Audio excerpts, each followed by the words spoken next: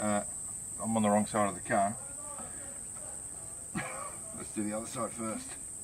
The reason for that is, and I've done this before on camera, we bleed from the as far away from the reservoir as possible first, then the other side rear, then the other side front, and then the side that it's on, front right in this case. With the position of this ABS unit though, that may complicate it. I'm still going to stick with that old method because I know that. But if this ABS unit has unusual lengths of tubing to get to different places, then that may upset the system. So let's get the other side, and we'll bleed that side, and then I'll come back to this side.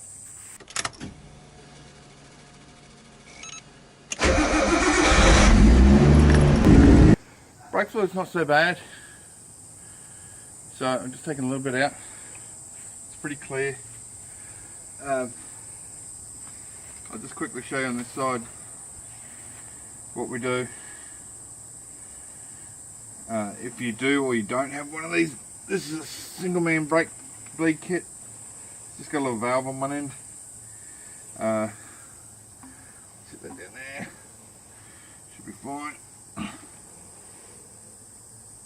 Crack this.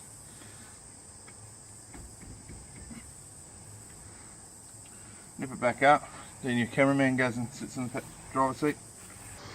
Okay, so the traditional method with two people, assuming you don't have one of these kits, is to have someone in the car pump the pedal and then hold it hard, and then you crack your nipple, and then when the floor reaches the pedal they let you know,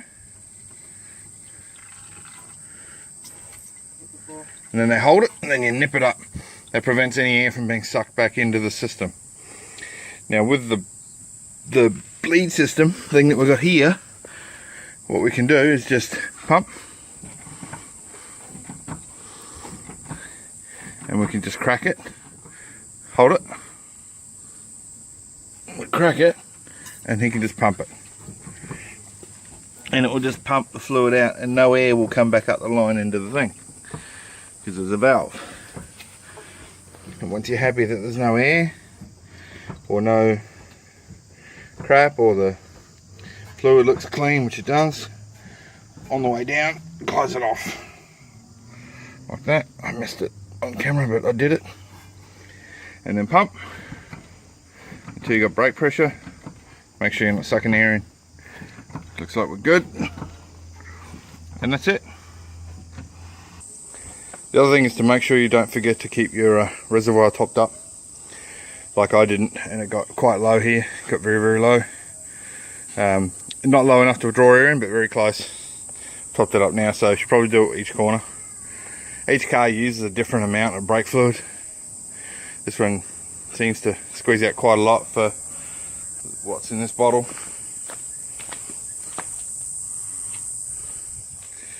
So yeah, it's definitely a thing.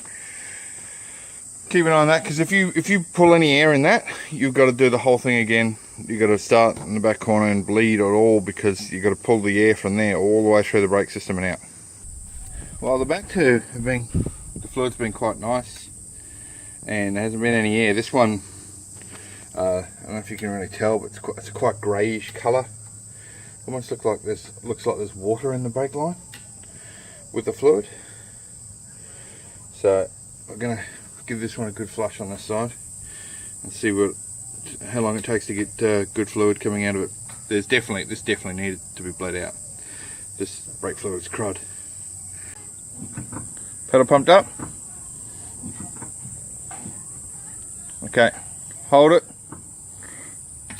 Oh shit! That did not go well. Alright, I can't film this and do it at the same time. I've got to hold the line in the bottle. Well, that's all 4 brakes bled. The front 2 had some pretty nasty cruddy fluid in them. You want to make sure when you do this, if you use one of these self-bleeding kits, make sure that you flush the brake fluid out of the tube. That's one of these I bought. The tube went like all cloudy and shit from the brake fluid being in it. So give it a good rinse with some what's the word? Solvent. Give it a good clean with some solvent. You make sure you flush out all the brake fluid, and you'll get plenty of uses out of it. If you don't, the tube will go cloudy and it'll become useless because you can't see the fluid coming out and you can't see if there's any air in it. Yeah, I hope there was. I think there was air in the front left, which may have been what I felt instead of the ABS kicking in, because air squeezing through like narrow valves and things can create a bit of a vibration-y sort of sensation. It wasn't consistent like an ABS push, it was just sort of an odd vibration on the pedal, which I assumed was the ABS. It could just be chance. I still think the ABS is probably faulty, but I won't know for sure. I'm going to take it for another test drive and see if the brakes do the same thing. So the best way to clean something like this out is using a solvent of choice. This is just wax and grease remover, I think, is it? No, it's terps. Doesn't really matter. Like so.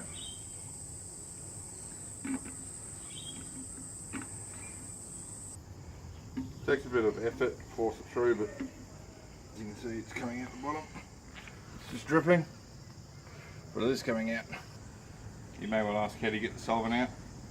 Don't need to. It's not going to attack the plastics.